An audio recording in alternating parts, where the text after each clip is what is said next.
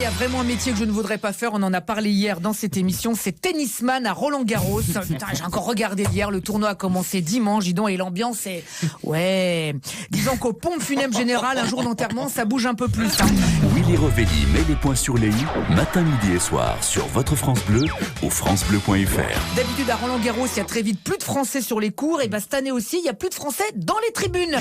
750 spectateurs répartis sur 120 hectares, tu veux lancer une hola, t'oublies. Hein. On peut faire au mieux une hola que tal, à la rigueur, si vraiment tu parles un peu espagnol, mais enfin, au niveau ambiance, ça va pas être poète-poète. En fait, Roland-Garros, cette année, c'est la liste des gens aux tribunes. Ils sont deux, Roland et Garros. Non mais, rends-toi compte, hein, la seule star française vraiment attendue cette année sur le court central, c'est le toit.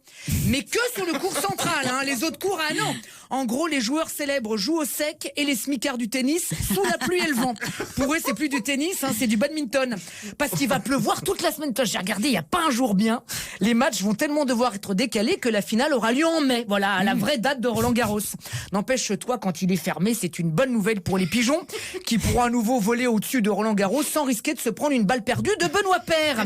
Oui, parce que bon, c'est pas méchant, mais je pense que cette année aussi, les Français, hein, ils vont pas vraiment briller.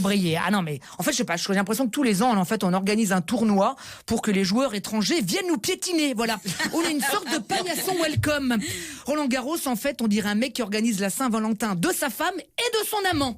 Non, vraiment, cette rentrée ne réussit pas aux jaunes, hein. Les gilets jaunes, les petites balles jaunes. Pernod, hein, Jean-Pierre Pernod, hein, c'est la fin. Tout se barre en cacahuète. Non, moi, je te le dis vivement qu'on lui mette une belle balle de match à cette année 2020. Sinon, selon les experts, les clusters de Covid se développent plus vite dans les écoles que dans les restaurants. Voilà, mais c'est compliqué pour le gouvernement, évidemment, d'ordonner la fermeture des écoles à 22h, vu qu'à cette heure-ci, elles sont déjà fermées, évidemment.